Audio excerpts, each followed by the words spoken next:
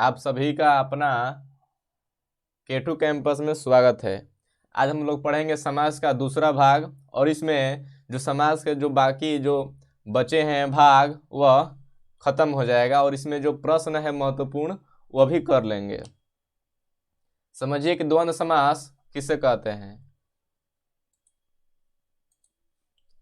ऐसा समास जिसके दोनों पद प्रधान हो और उनके बीच योजक चिन्ह हो तो द्वंद्व समास कहलाता है। जैसे माता पिता, और जो यह है चिन्ह है इसी का हम लोग योजक चिन्ह कहते हैं। जब इसका हम लोग समास विग्रह करेंगे तो हो जाएगा माता और पिता। उसी तरह है रात दिन, यदि इसका हम लोग समास विग्रह करेंगे तो हो जाएगा रात और दिन। राधा कृष्ण, इसका यदि हम समास विग्रह करेंगे तो हो जाएगा राधा और कृष्ण। अब पढ़ेंगे उसके बाद बहुव्रीहि समास। ऐसा समास जिसके दोनों पद प्रधान हो न हो अर्थात अन्य पद प्रधान हो बहुव्रीहि समास कहलाता है। जैसे लंबोदर, लंबा है उदर जिसका, इसमें दोनों पद गौण है अर्थात उन दोनों पद का अर्थ इसमें नहीं है बल्कि एक तीसरे का अर्थ है, और यह अर्थ जो दर्शाया गया है वह गणेश जी को दर्शाया गया है। उसके बाद है शूलपाणी, इसके हम समास विग्रह करेंगे तो हो जाएगा शूल है पाणी में जिसके, पाणी का मतलब होता है हाथ, यह दर्शाया गया है शिव जी के लिए। आगे देखते हैं हम लोग अव्ययी भाव समास।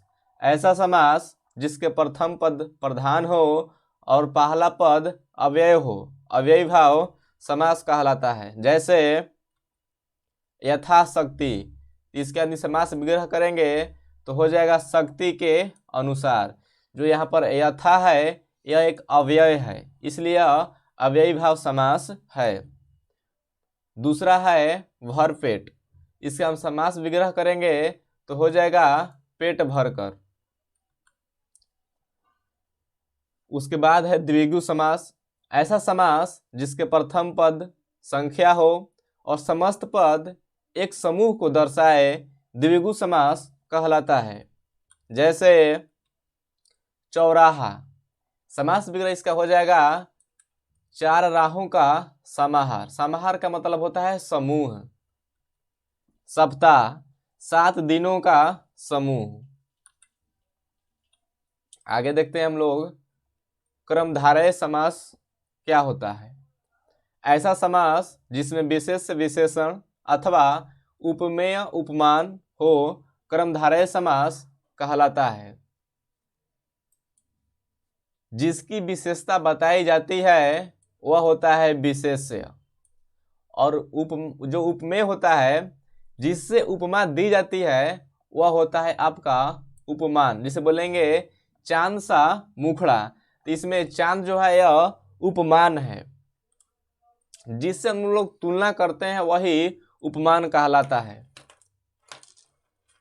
नीलोत्पल होता है, नील है जो उत्पल, उत्पल का यहाँ पर अर्थ है कमल।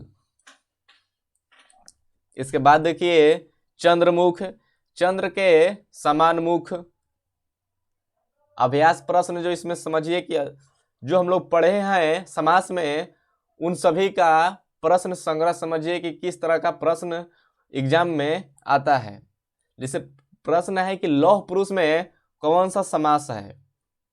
ऑप्शन नंबर ए है द्वंद्व समास, ऑप्शन नंबर बी में है बहुव्रीहि समास, ऑप्शन नंबर सी में है क्रमधारय समास, ऑप्शन नंबर डी है द्विगु समास। द्विगु समास कहता है कि जिसके शुरू में ही संख्या हो, तो यहाँ पर तो संख्या नहीं है इसलिए द्विगु समास नहीं होगा। उसके बाद जो है द्वंद्व समास यह कहता है कि दोनों पद प्रधान हो और बीच में योजक चिन्ह हो, लेकिन यह इसमें नहीं है, द्वंद्व समास नहीं होगा। बहुव्रीहि कहता है कि इसमें दोनों पद गौण हो अर्थात तीसरे पद की प्रधानता हो, बहुव्रीहि समास कहलाता है।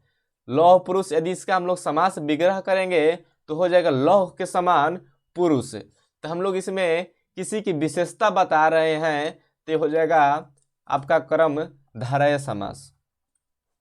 उसके बाद है जन्म मरण में कौन सा समास है? ऑप्शन नंबर ए है तत्पुरुष, ऑप्शन नंबर बी है द्वंद्व समास, ऑप्शन नंबर सी है अव्ययी भाव समास, ऑप्शन नंबर डी है द्विगु समास। तत्पुरुष में यह होता है कि उसके बीच का जो विभक्ति, जो कारक का जो चिन्ह होता है, जिससे कि कर्ता ने कर्म को करण से, ये चिन्ह का लोप हो जाता है, अर्थात उसमें नहीं होता। जैसे बोलेंगे हम लोग पुस्तकालय, तो उसका होता है समास यदि हम विग्रह करेंगे तो हो जाएगा पुस्तक के लिए आलय। आलय का मतलब होता है उसका घर, निवास। द्वंद्व वह होता है जिसमें दोनों पद प्रधानता हो, जिसकी दोनों पद प्रधान हो और बीच में योजक चिन्ह है, जो इसमें दिखा रहा है जन्म मरण में। इसका राइट आंसर हो जाएगा द्वंद्व समास। अव्ययी भाव समास में होता है पहला पद अव्यय होता है, इसमें नहीं है। द्विगु समास में होता है पहला जो अक्षर होता है वह एक संख्या को दर्शाता है। उसके बाद है आजन्म में कौन सा समास है? ऑप्शन नंबर ए है अव्ययी भाव समास, ऑप्शन नंबर बी है कर्मधारय समास, ऑप्शन नंबर सी है तत्पुरुष समास, ऑप्शन नंबर डी है बहुव्रीहि समास। बहुव्रीहि तो नहीं होगा क्योंकि इसमें दोनों पद की प्रधानता नहीं होती है। आज जन्म क्या दिया, हम लोग समास विग्रह करेंगे तो हो जाएगा जन्म तक।